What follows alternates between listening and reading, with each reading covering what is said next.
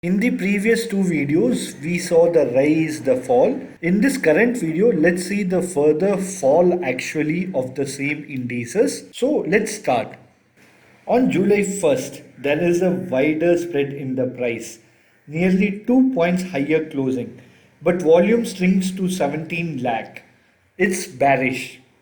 On the second, the market narrows to 3-point range for the average and the closing is 1.5 points lower on reduced volume, which tells increased dullness, lower close and less volumes indicate less power on the bull side.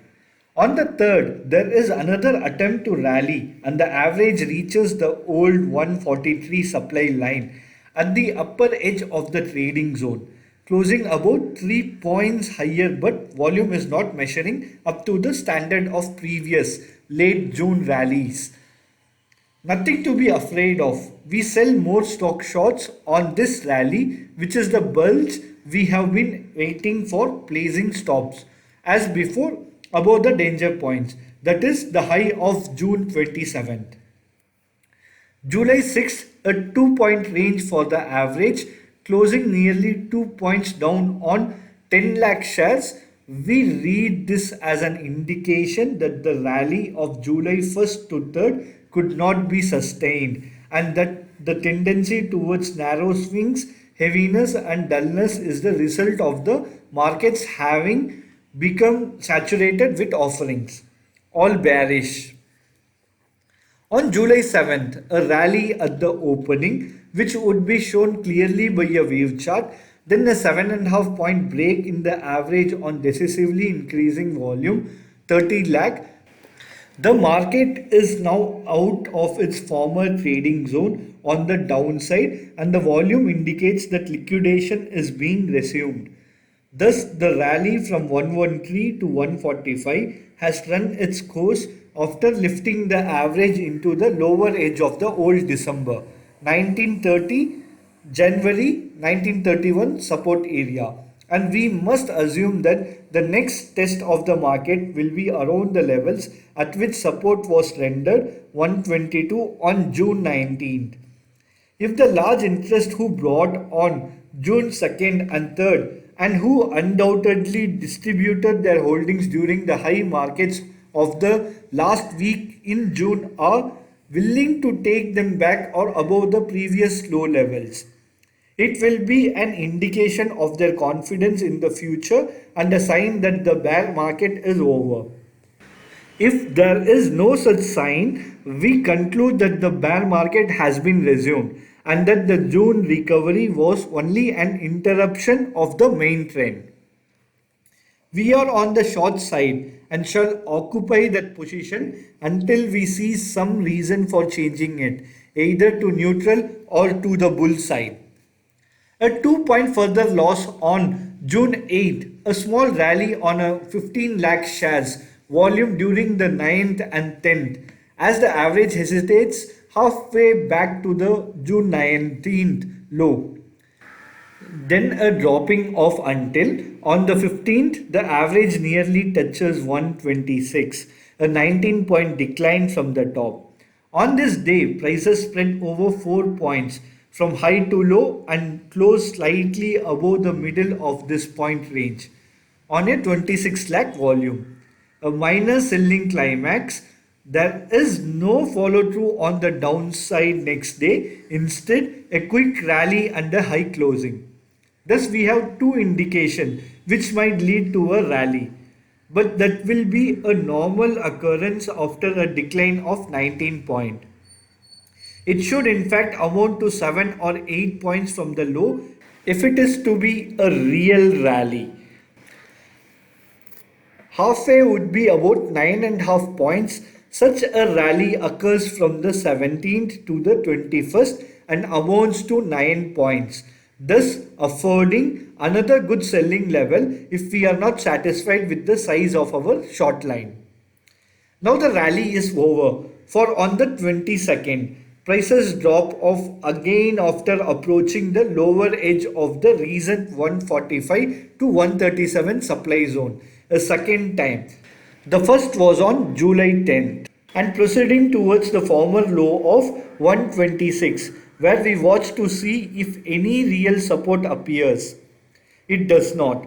The average goes to about 122 half, recovers slightly, makes a new low August 10th around 120, rallies nearly 10 point after dipping briefly to June 9th supporting point, narrows and dies out at the top August 15th, swings back again to around 120 August 24th, recovers weekly and on small volume under 10 lakh from this critical supporting level until August 28 to 29, when it begins a new downward march at a very sharp angle. The volume races to around 20 lakh and stays fairly constant at that figure after a breakthrough 120.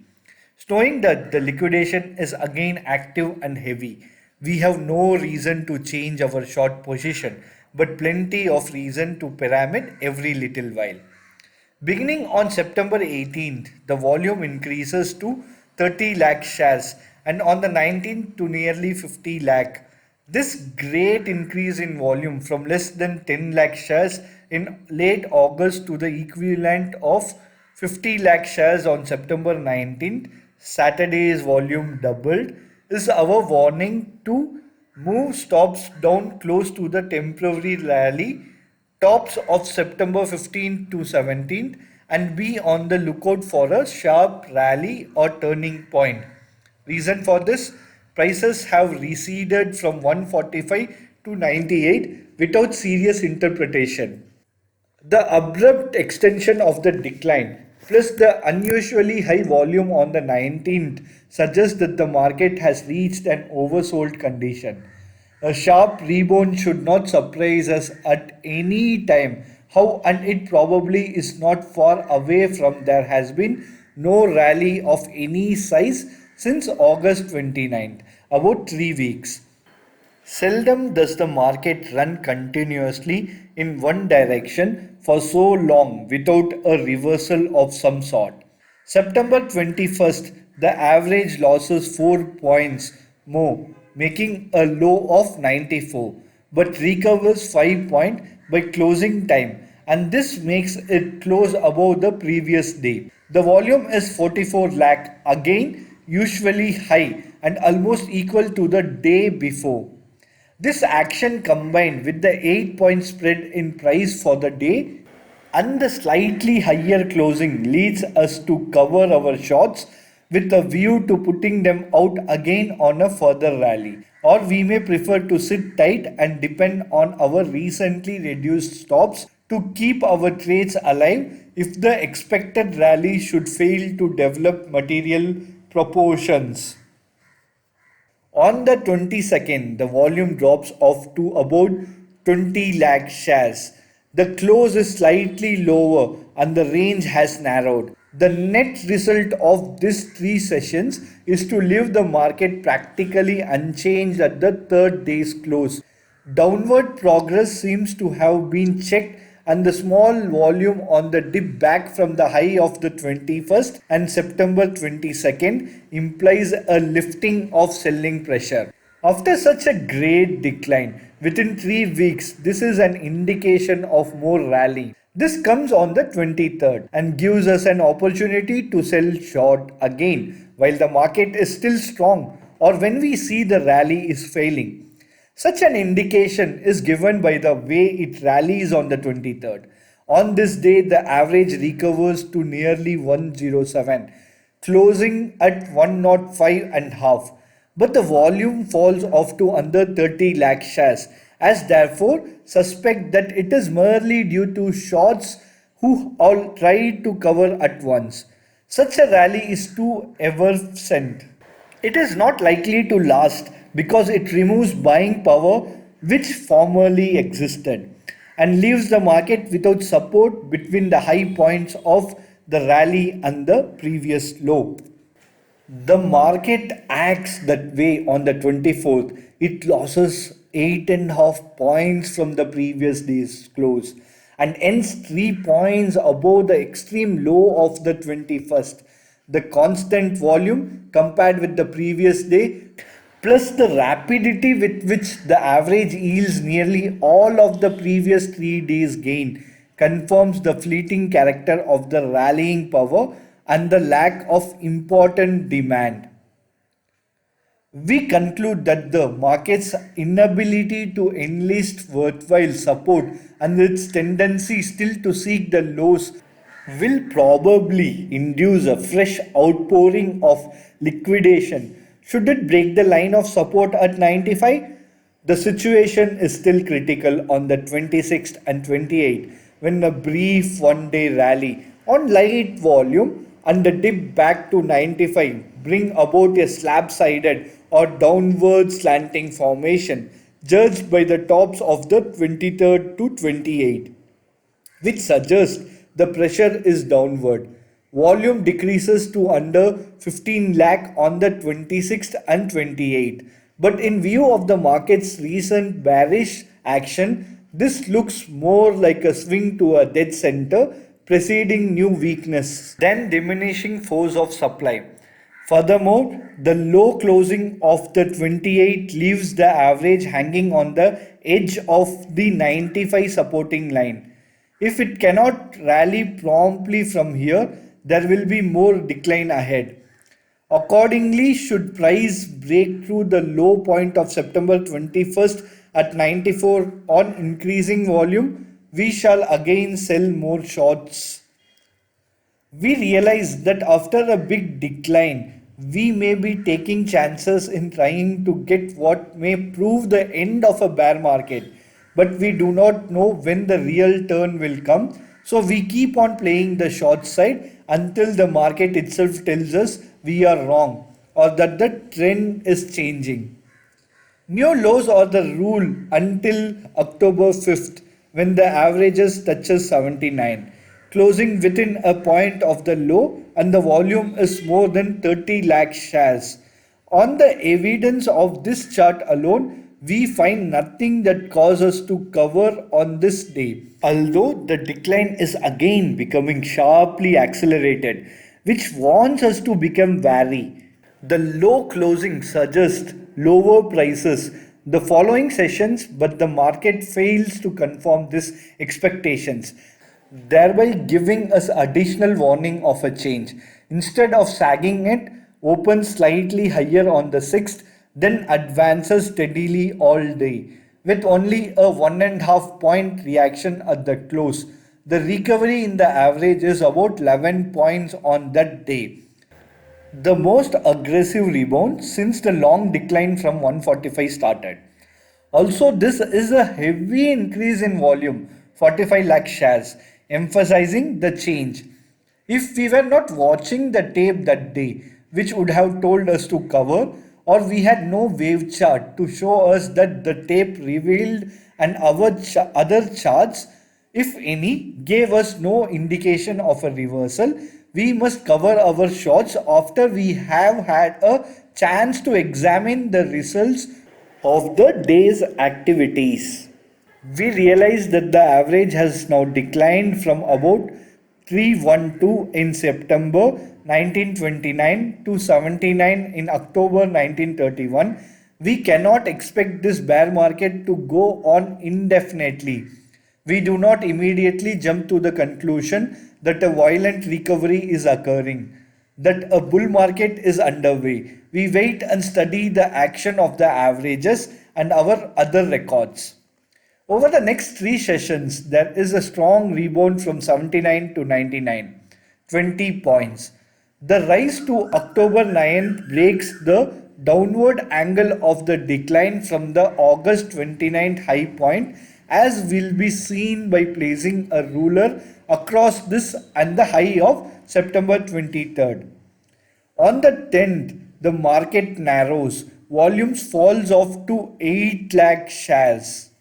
From what we have learned by our preceding study of this chart, we recognize this indication as a sign of a reaction which comes in the next 2 days when the average recedes to 88, a point over a normal halfway reaction. Observing On the 14th, the market dips back to the supporting point of October 7th and 8th on comparatively light volume. We decide that if it is able to hold at this level or above the low of October 1st and 2nd, it will be completing a secondary reaction, which would confirm the action of October 5th as a shakeout. Thus, the market seems to be forming the outlines of a supporting zone with the lows of September 5th to October 14th, 85 to 88 as its probable base. Accordingly, we watch for an opportunity to establish long trading commitments with the idea that we may be able to make a play for a further recovery, provided we can secure the proper limitations of risk with stop place close to the October 5th and 6th or under the September 30th to October 14th danger points. We do not take an investment position. However, because we should like to see a period of dullness in preparation for a real bull market, which normally after such a decline should begin somewhere above this level. To say positively that it will begin would be a pure guess. The market will tell us when it is time to take a long investment position. On the 15th, after rallying to the previous day's high, the average reacts but in a decreased volume. Higher close and higher low tends to confirm this performance as completion of the secondary reaction from the October 9th rally top, thereby giving the cue to venture trading purchases. Accordingly, we now buy the few stocks we have selected for the purpose of catching the indicated further recovery.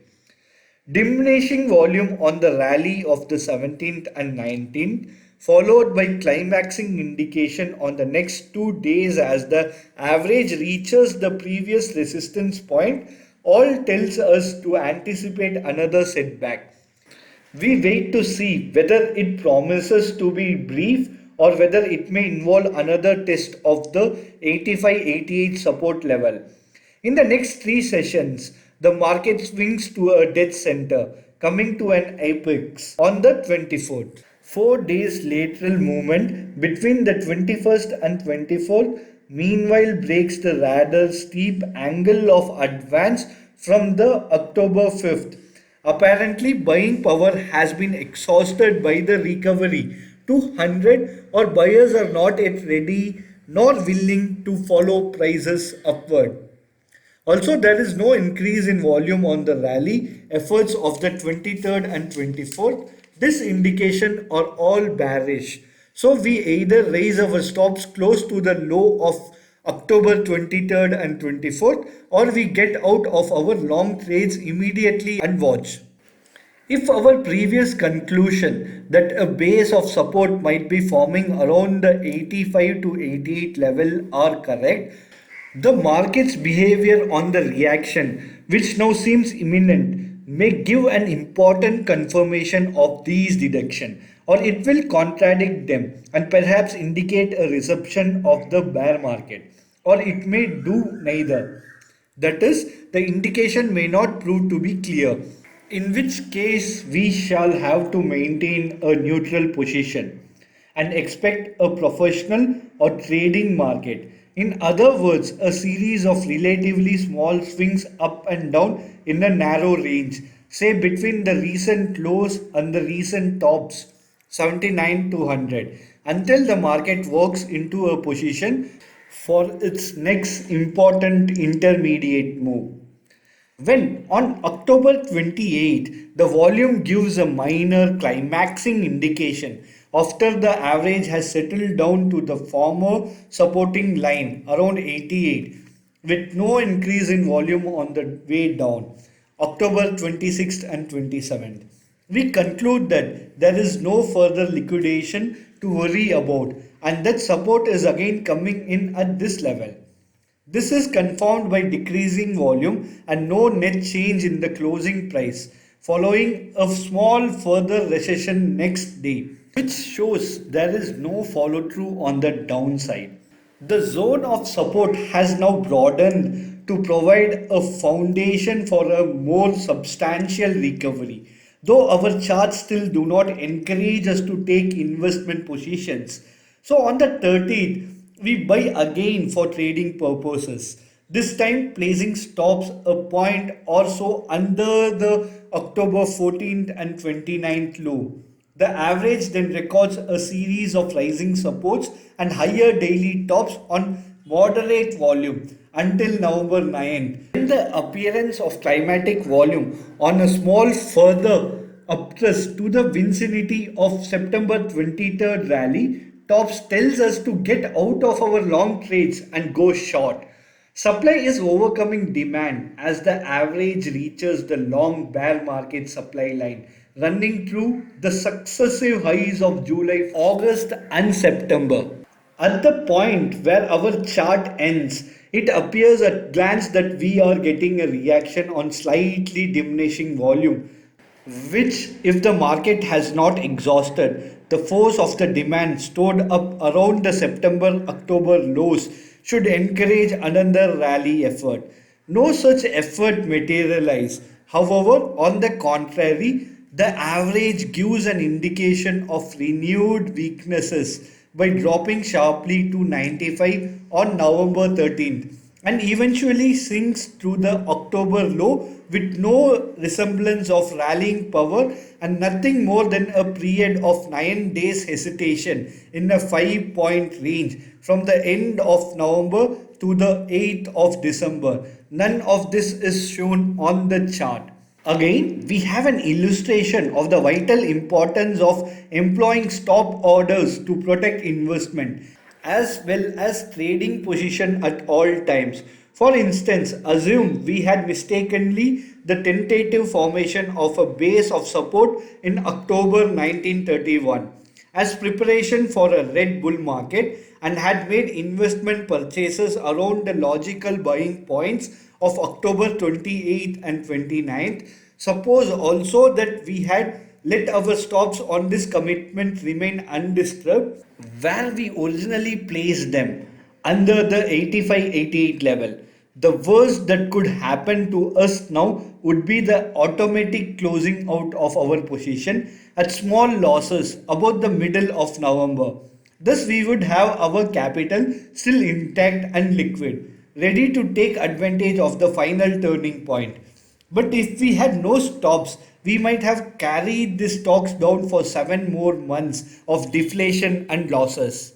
And so we conclude our interpretation of a period of very instructive market movements with one further observation. You may now see why study of the stock market cannot be reduced to a rule of thumb procedure, why it is foolish to seek mechanical shortcuts and to draw fantastic diagrams on chart. Having said this, Wyckoff concludes this chapter and this comes to the end of our section 7M, determining the trend of market using market indices.